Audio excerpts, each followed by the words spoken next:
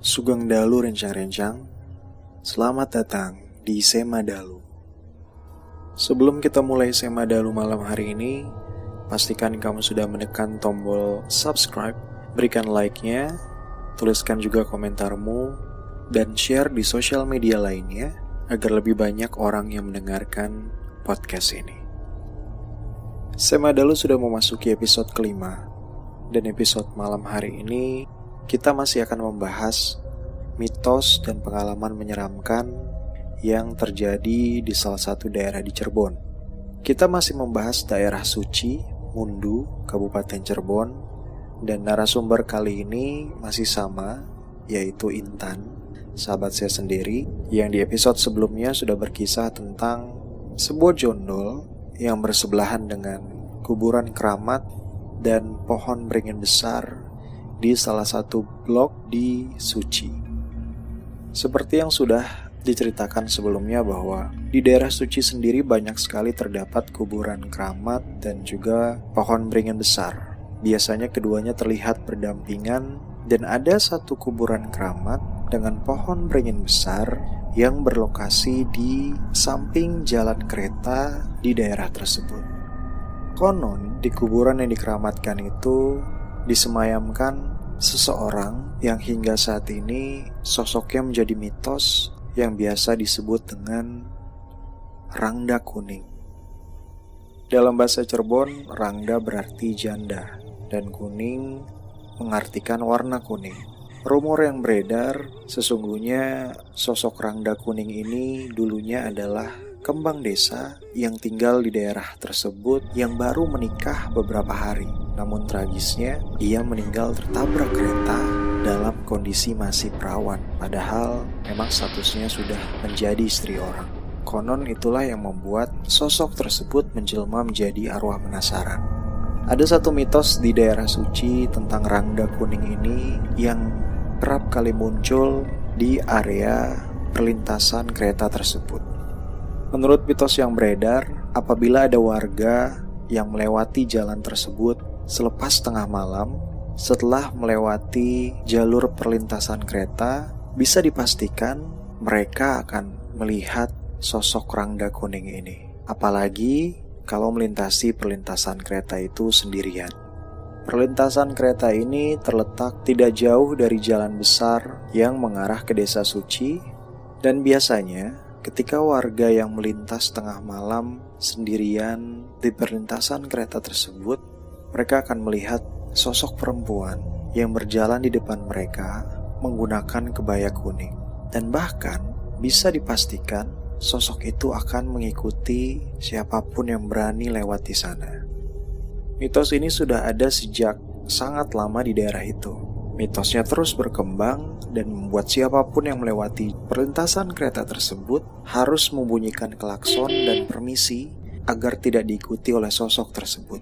Pernah ada satu kejadian, pengendara Vespa yang jatuh terjungkal dan terseret hingga beberapa meter sampai di depan warung narasumber kita, Intan. Begitu ditanyai, pengendara motor tersebut mengaku bahwa ketika ia melewati perlintasan kereta tersebut, saat itu malam hari, dia merasa bahwa seolah-olah ada yang memutar gas motornya sehingga ia menjadi kehilangan keseimbangan dan kehilangan kontrol untuk menginjak remnya. Dan satu pengalaman menyeramkan lainnya dialami oleh Om Intan yang pada malam hari itu berniat untuk pergi ke stasiun untuk menjemput saudara di sana. Beliau keluar pada malam hari. Sekitar pukul 2 pagi, ia mengeluarkan motornya dan perlahan melewati jalanan desa yang saat itu sudah sangat gelap dan sepi.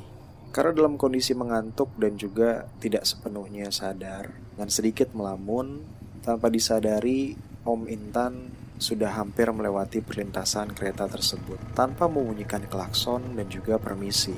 Hingga akhirnya beliau melihat ada satu sosok di depannya.